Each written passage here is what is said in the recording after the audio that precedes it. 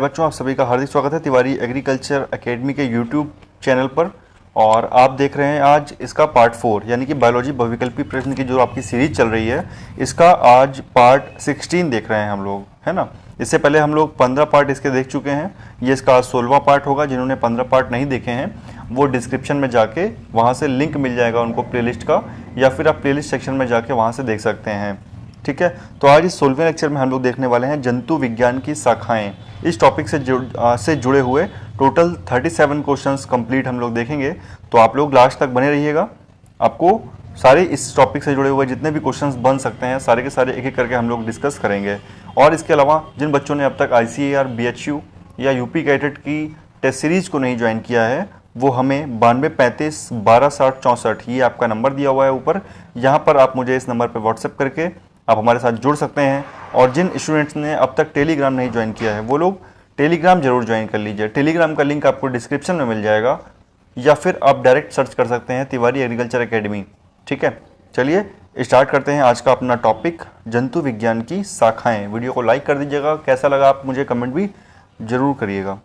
आइए दोस्तों स्टार्ट करते हैं आज का लेक्चर। इसमें मैंने बताया जैसा कि आपको आज का टॉपिक है आपका जंतु विज्ञान की शाखाएं, ब्रांचेज ऑफ जूलॉजी।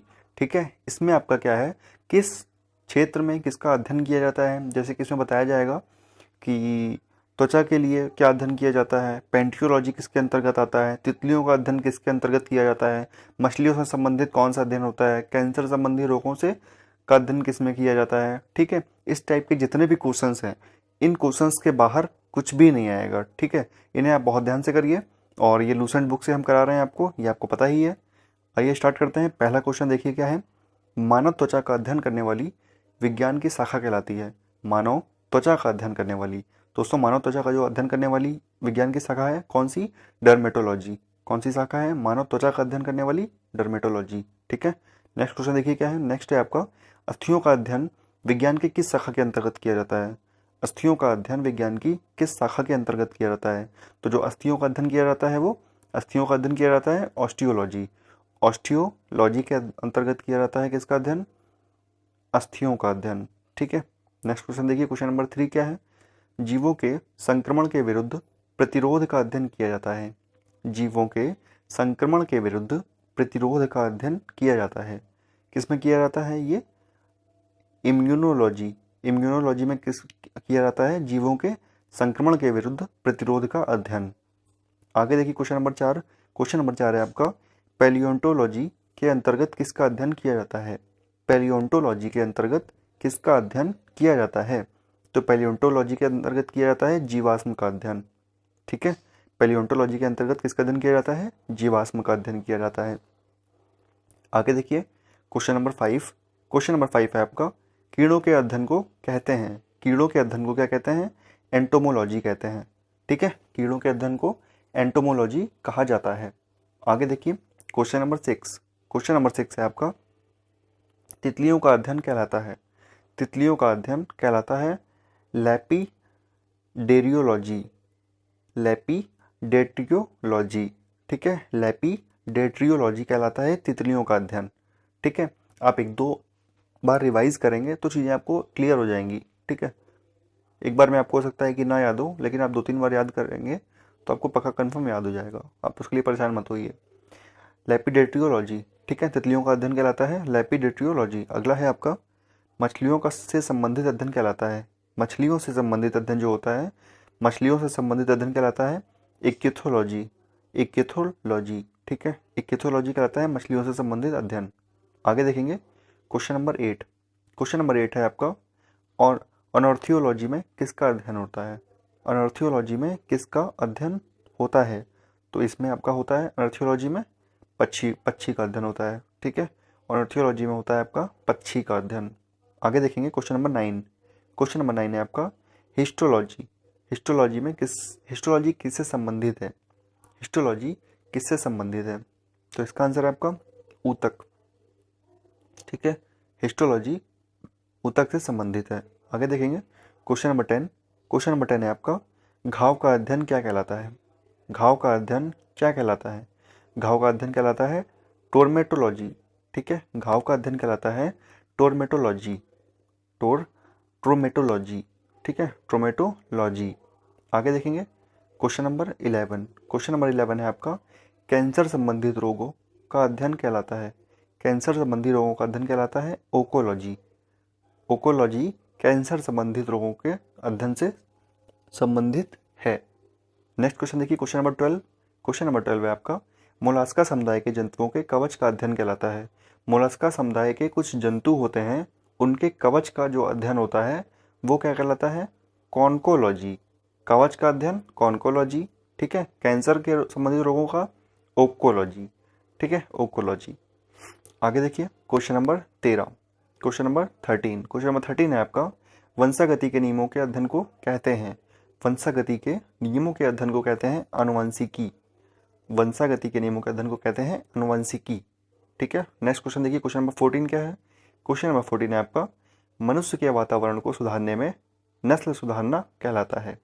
मनुष्य के वातावरण को सुधारने में से नस्ल सुधारना कहलाता है। क्या कहलाता है? यूथेनिक्स। ठीक है, मनुष्य के वातावरण को सुधारने से नस्ल सुधारना कहलाता है यूथेनिक्स। दोस्तों, अगर आपको भी वीडियो देख कर याद नहीं होते हैं तो आप इसे MP3 या MP4 में डाउनलोड भी कर सकते हैं विडमेट ऐप से। ठीक है, अगला क्वेश्चन देखिए, क्वेश्चन नंबर 15। क्वेश्चन नंबर 15 है आपका, नलिका विहीन ग्रंथियों का अध्ययन करने वाली जंतु विज्ञान की शाखा को कहते हैं। नलिका विहीन ग्रंथियों का अध्ययन करने वाली जंतु विज्ञान की शाखा को कहते हैं, क्या कहते हैं? एंडोक्राइनोलॉजी। एंडोक्राइनोलॉजी कहते हैं। नलिका विहीन ग्रंथियों का अध्ययन करने वाली जंतु विज्ञान की शाखाओं को कहते हैं एंडोक्राइनोलॉजी। ठीक है, एंडोक्राइनोलॉजी। आगे देखिए क्वेश्चन नंबर 16। क्वेश्चन नंबर 16 है आपका, इस विज्ञान को जो आनुवंशिकता के नियमों द्वारा मानव जाति की उन्नति का अध्ययन करता है। उस विज्ञान को जो आनुवंशिकता के नियमों द्वारा मानव जाति की उन्नति का अध्ययन करता है कहते हैं, क्या कहते हैं? इसे कहते हैं यूजेनिक्स। इसे कहते हैं यूजेनिक्स। उस विज्ञान को जो आनुवंशिकता के नियमों द्वारा मानव जाति की उन्नति का अध्ययन करता है उसे यूजेनिक्स कहते हैं। ठीक है, आगे देखेंगे क्वेश्चन नंबर 17। क्वेश्चन नंबर 17 है आपका, कीटों से संबंधित जीव विज्ञान की शाखा कहलाती है। कीटों से संबंधित जीव विज्ञान की शाखा क्या कहलाती है? इंटेमोलॉजी। इंटेमोलॉजी।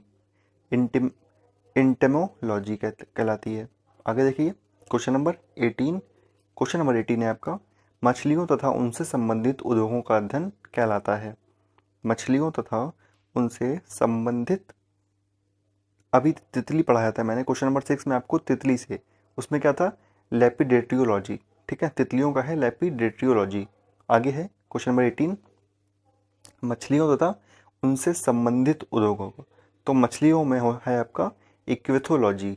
ठीक है, मछलियों के तथा उनसे संबंधित उद्योगों का अध्ययन इक्वेथोलॉजी। ठीक है, इक्वेथोलॉजी। आगे देखेंगे क्वेश्चन नंबर 19।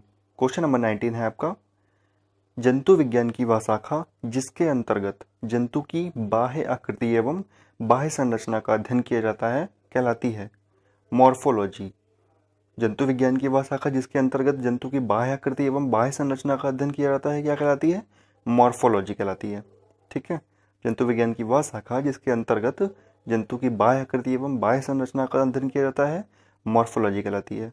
ठीक है, मैं इसे रिपीट कर रहा हूँ। अब मैं पहले ऐसे क्वेश्चंस कराता था, एक बार ही पढ़ता था, अब लेकिन मैं उसे 2 से 3 बार रिपीट करने की कोशिश करता हूँ ताकि वो आपको याद हो जाए। मतलब मैं चाहता हूँ कि एक वीडियो में आपको याद हो जाए, आपको 2 से 3 बार देखने की ज़रूरत भी ना पड़े। ठीक है, आगे देखिए क्वेश्चन नंबर 20। क्वेश्चन नंबर 20 है आपका, जंतु विज्ञान की वह शाखा जिसके अंतर्गत आनुवंशिक लक्षणों तथा उसकी वंशागति का अध्ययन किया जाता है। जंतु विज्ञान की वह शाखा जिसके अंतर्गत आनुवंशिक लक्षणों तथा उसकी वंशागति का अध्ययन किया जाता है क्या कहलाती है? जेनेटिक्स। ठीक है, आनुवंशिकी जेनेटिक्स कहलाती है। ठीक है, जिसमें आनुवंशिक लक्षणों का अध्ययन किया जाता है उसे जेनेटिक्स कहते हैं। आगे देखेंगे क्वेश्चन नंबर 21, जंतु तथा उसके आसपास के वातावरण संबंधित अध्ययन को कहते हैं। जंतु तथा उसके आसपास के वातावरण संबंधी अध्ययन को कहते हैं, क्या कहते हैं? पारिस्थितिकी। ठीक है, पारिस्थितिकी कहते हैं जंतु तथा उसके आसपास के वातावरण संबंधित अध्ययन को। आगे देखिए क्वेश्चन नंबर 22। क्वेश्चन नंबर 22 है आपका, मांसपेशियों का अध्ययन करते हैं। मांसपेशियों का अध्ययन मायोलॉजी में करते हैं। किस में करते हैं? मांसपेशियों का अध्ययन मायोलॉजी में करते हैं। आगे देखिए क्वेश्चन नंबर 23। क्वेश्चन नंबर 23 है आपका, जनसंख्या का अध्ययन कहलाता है। जनसंख्या का अध्ययन कहलाता है किसमें? डेमोग्राफी में। जनसंख्या का अध्ययन कहलाता है डेमोग्राफी में। ठीक है, आगे देखिए क्वेश्चन नंबर 24। क्वेश्चन नंबर 24 है आपका, मधुमक्खियों का पालना कहलाता है। मधुमक्खियों का पालना क्या कहलाता है? एपीकल्चर। मधुमक्खियों का पालना एपीकल्चर। ठीक है, आगे देखिए क्वेश्चन नंबर 25। क्वेश्चन नंबर 25 है आपका, रेशम पालन कहलाता है। रेशम पालन कहलाता है सेरीकल्चर। सॉरी, ये है आपका क्वेश्चन। रेशम पालन क्या कहलाता है? रेशम पालन है आपका सेरीकल्चर। ठीक है, रेशम पालन है आपका सेरीकल्चर। आगे देखेंगे क्वेश्चन नंबर 26। क्वेश्चन नंबर 26 है आपका, ऊतकों की रचना के अध्ययन से संबद्ध विज्ञान कहलाता है। ऊतकों की रचना के अध्ययन से संबद्ध विज्ञान क्या कहलाता है? ये कहलाता है आपका ऊतकों की रचना के अध्ययन से संबद्ध, तो ये कहलाता है आपका हिस्टोलॉजी। ठीक है, हिस्टोलॉजी। ऊतकों की रचना के अध्ययन से संबद्ध विज्ञान क्या कहलाता है? हिस्टोलॉजी कहलाता है। आगे देखेंगे क्वेश्चन नंबर 27। क्वेश्चन नंबर 27 है आपका, विज्ञान की वह शाखा न्यूरोलॉजी से कौन सा अंग का अध्ययन किया जाता है? विज्ञान की शाखा न्यूरोलॉजी से कौन से अंग का अध्ययन किया जाता है? तो न्यूरोलॉजी में स्नायु तंत्र का अध्ययन किया जाता है।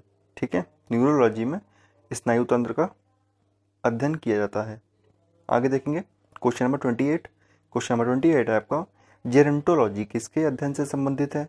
तो जेरेंटोलॉजी आपका पता है वृद्ध लोगों के अध्ययन से संबंधित है, जेरेंटोलॉजी। ठीक है, आगे देखेंगे क्वेश्चन नंबर 29।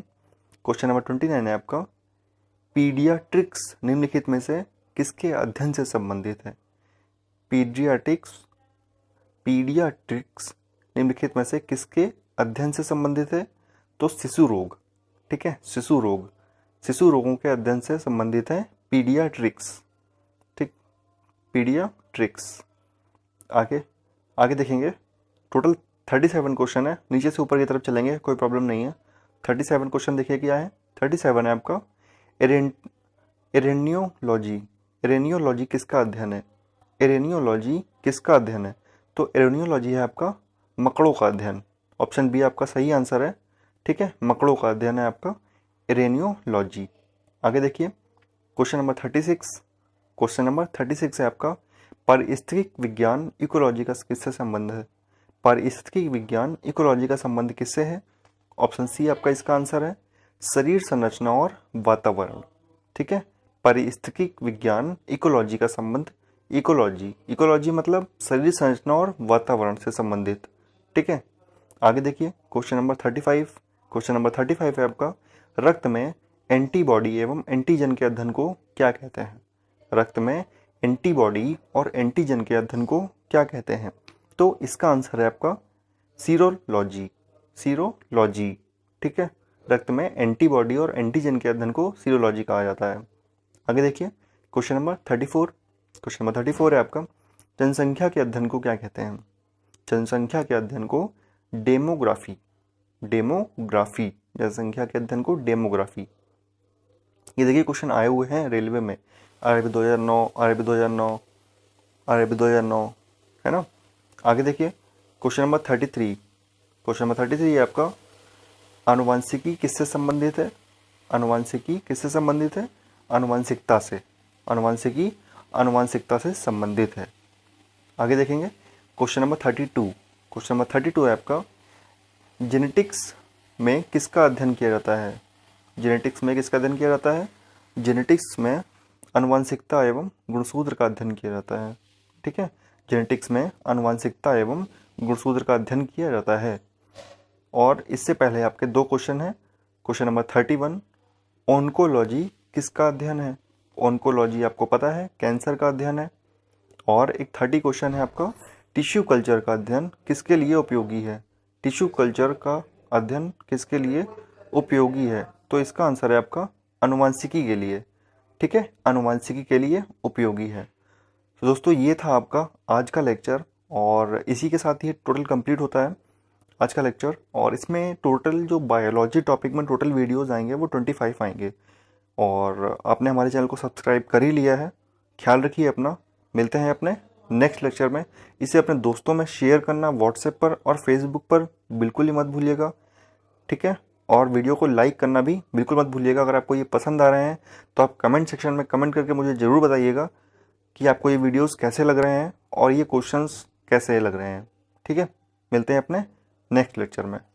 Thank you.